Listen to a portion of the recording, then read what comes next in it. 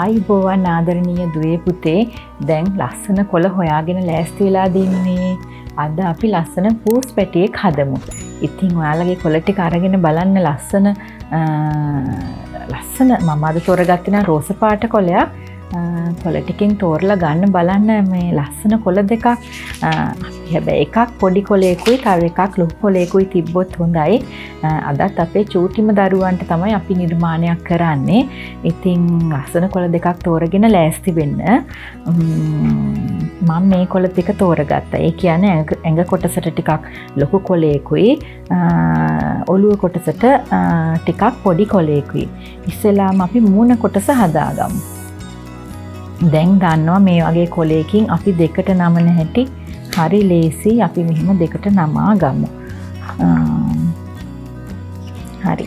ඊට පස්සේ මගේ දුවල්පතාලට පුළුවන් ද කියලා බලන්න මෙන්න මේ කෙළවර මෙන්න මෙහෙම මැදට නමා ගන්න.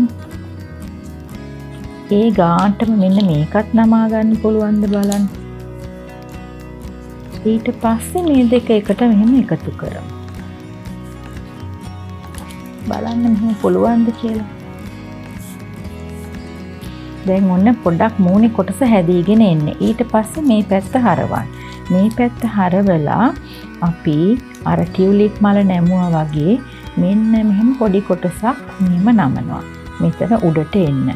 එතකොට මේකත් ඒ ගානටම මෙහෙම කරලා මෙහාට කරන්නේ නැතුව පොඩ්ඩක් උඩට මෙන්න මෙහෙම නමනවා. එක වගේ තියෙන විදිහට. ඔන්න අපි පූසගේ මූණ කොටස හදලත් ඉවරයි. දැන් අපි යාට ඇස් දෙකක් අඳිමු.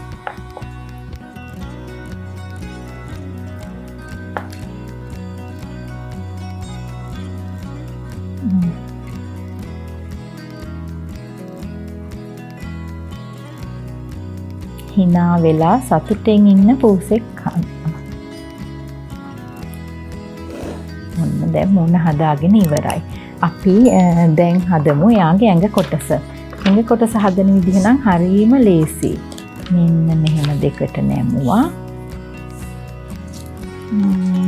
දැන් මෙහෙමනේ යාගේ ඇඟ එන්නේ. අපි මෙන්න මෙහෙම නමමු.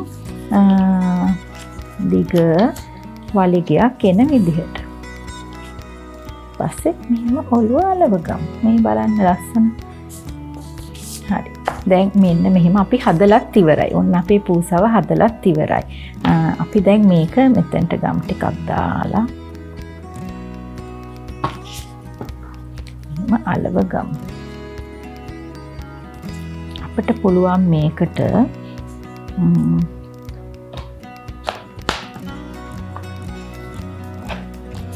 පොඩි ග්ලිටර් පේපර් එකක් අරගෙන ලස්සන පොඩි බෝ එකක් දාගන්න.